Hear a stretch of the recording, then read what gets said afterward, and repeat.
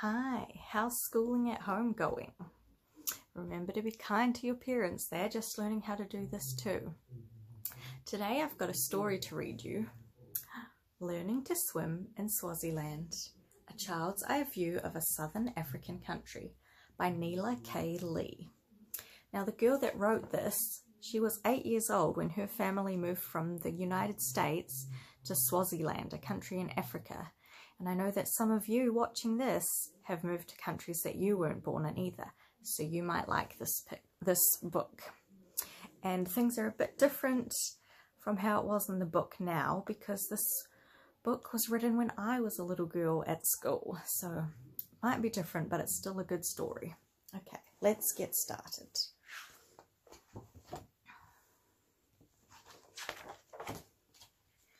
Here's her passport. And some money and a vaccination book. It says, "My passport, Nila Kaylie, the new king of Swaziland, and the worst part about going to Africa, international vaccination book. This book is dedicated to my grandfather Vic and to Duduzile and Liziwi, my best African friends. Me and my two best friends on the beach at the Indian Ocean." There's going to be some words in here that I can't pronounce, but that's okay. We'll try our best.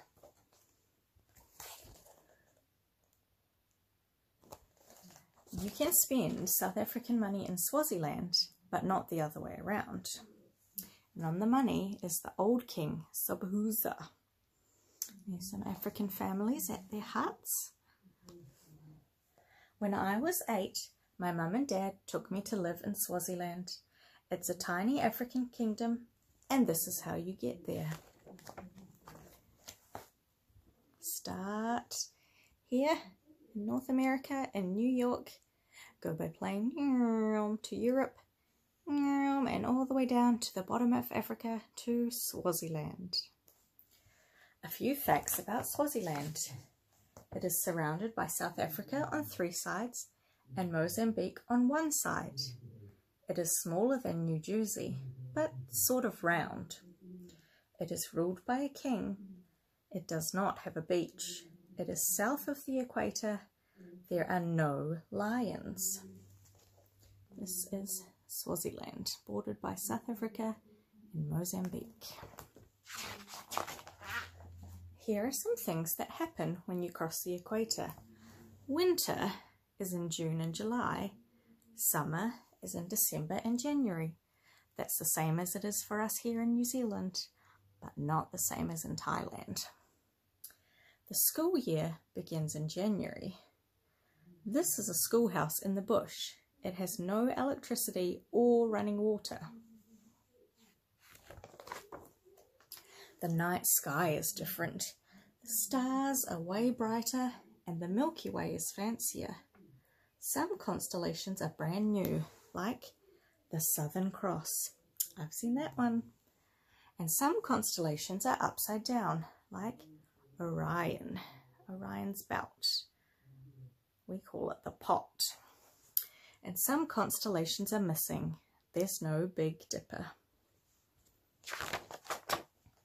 Bathtub water goes down the drain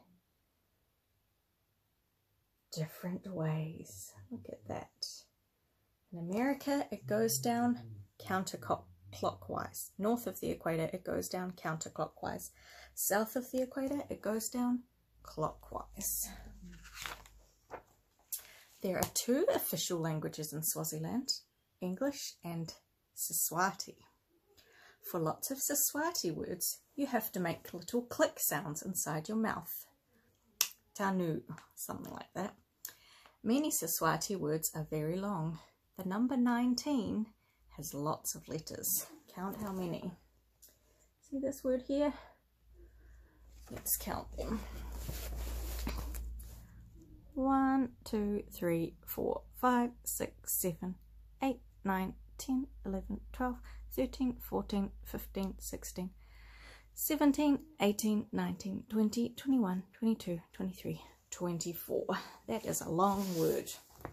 And I think it sounds something like Leshumi Nezi Go Bagalolunye. Something like that. If you go to Swaziland, here's what to say when you meet a friend. I'm not going to try to say that either. Don't be surprised if the English you hear is different. There's always an accent. You might think it's from England, but really it's from South Africa. Some words can be different too. Mind the robot. Let's match the picture with the right word. A rubber. This is a rubber on the end of a pencil. B, jersey. This is a jersey. C, swim costume. That's over here. D, sweet. That's up here. And E, robot. The traffic lights are called a robot. This is a Swazi man. He has feathers and sticks in his hair. This is his top dress. And this is his impala skin for ceremonies. This is his underskirt. And this is his shield. We actually have a shield like this in our house. This is a Swazi woman. This is her basket. This is her dress around her cloth. This is her baby on her back. And this is a big piece of cloth like a skirt. Swazi children are very nice. The minute they see you, they will want to be friends. Here are some interesting things you might not know. Both girls and boys have their heads shaved for all the time they are in school until they are grown up. Wow, that's different. Both girls and boys have their ears pierced, and they keep bits of straw in the holes because they do not have earrings. You can always tell a girl from a boy because a girl wears only skirts or dresses. Boys wear mostly shorts, short pants. Swazi children help their parents a lot. Boys take care of cattle. Girls wash clothes, fetch water, and take care of babies, which are wrapped in cloth and carried on the back. Here is how you do it. This is me. This is Nila, not me. This is her baby with a cloth tied around her waist. But, oops, cats are not babies. Because there is hardly any television and there aren't really any toy stores, Swazi children like to make their own toys. Boys make cars with wire and squished up soda cans for wheels. Girls make jump rope from tied together pieces of long grass. In the schoolyard, girls like to play hand clapping games, but don't think they will be the same ones as you know. They are different and very fast. School starts at 8 AM and ends at 1 PM. Before school begins, everyone stands outside and sings. Most schoolrooms have one teacher and 25 to 50 children. Once, I went to a classroom with 200 children, all squished onto skinny wooden benches. This girl is learning to read and to write in English. Her other subjects are math and social studies. All children walk to school, sometimes very far, sometimes more than an hour. See where they walk? The way it is in the background is the way it is all around. Mountains and looks like desert. All children are supposed to wear school uniforms, but not too many can afford them. Here is a picture of me in my school uniform with my cat and 2 ordinary garden snails. Can you see those snails? They are so big. Here is a good African hint for saving pencils. From this to this. Cut your pencil in 3 small pieces. Take 1 piece of pencil and wear it on a string around your neck. That way, if you lose your pencil, you will be losing only a third of it. Here is a Swazi family at home. Most houses are made of mud, stone, sticks, straw or cement blocks. Roofs are tin or straw. My house was cement. We had electricity and running water. Also lots of candles. You can guess why. Lots of power cuts. If you see a group of huts bunched together in the bush, it is called a homestead. Here's the husband's hut, the kitchen hut, the fire, the wife's hut, the children's hut, the dog, the garden, and a fence around it all. Many Swazi husbands have lots of wives, so most Swazi children have lots of brothers and sisters. The grandmother, called a gogo, helps to take care of the children. Lots of times they have a sleeping hut all to themselves. Swazis eat mostly corn, which they call mealie. They grind it up like mashed potatoes. They throw it on the fire with the husks on. But if you don't like corn and you have some money, you can go to town and buy almost anything. Here's a recipe for bunny chow. Take a loaf of bread. In Swaziland, it doesn't come in slices. Hollow out the middle part and fill it with beef stew. Eat right away.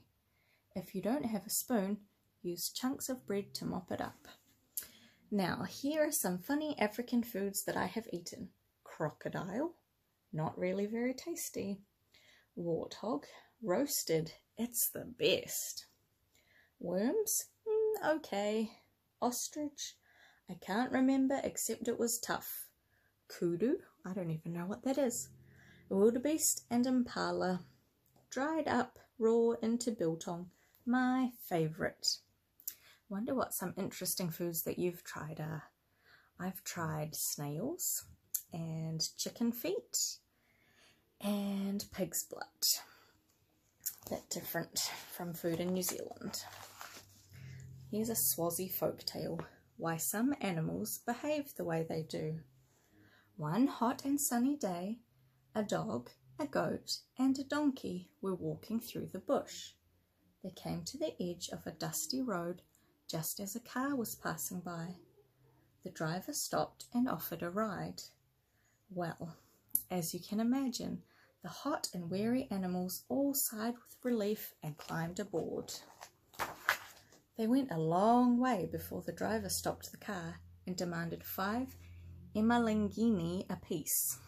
The donkey paid his fare, climbed out of the car, and continued walking along the road. The dog handed the driver 10 emalingini and asked for change. Meanwhile, the goat, who did not have any money, jumped from the car and ran off into the bush. Seeing this, the driver turned to the dog and said in a gruff voice, "If your friend will not pay for his ride, you will." And with that, the mean and angry driver quickly started up the car and left the dog standing in the road, cheated out of his money. The dog started to run. "Wait!" yelled the dog. "What about my change? Give me back my money!" But the driver kept on driving. So the dog kept on running. That's why, to this day, if you happen to see a donkey on the road, he will just stay where he is. If you happen to see a goat, he will run away. And if you happen to see a dog, he will be chasing after a car. Now for 1 or 2 facts about giraffes in Swaziland. They don't make any sound. Their tongues are purple and more than a foot long. And if you get one for a pet, you can feed it dry dog food from your hand. Wow. In Swaziland, the earth is very red. There are hardly any tarred roads or sidewalks. Your shoes can be a real mess. You can leave them outside the door at night, but in the morning, watch out for toads hiding inside. Ribbit, ribbit. In the rivers and lakes, there are crocodiles, snakes, and little snails that make you very sick. For this reason, these are not good places to swim. For swimming, you have to find an old pool left over from British colonial days, usually behind a school. I really did learn to swim in Swaziland, not in a river, in one of those old pools. I was pretty nervous about swimming before I went to Swaziland. In fact, I was pretty nervous about Swaziland. But what I learned is this. You should not be afraid of what you have never done. You can do all kinds of things you never dreamed you could do, just like swimming, just like writing a book, just like living in Africa. The end. Or for us, just like being in lockdown. Good luck, everybody. The end.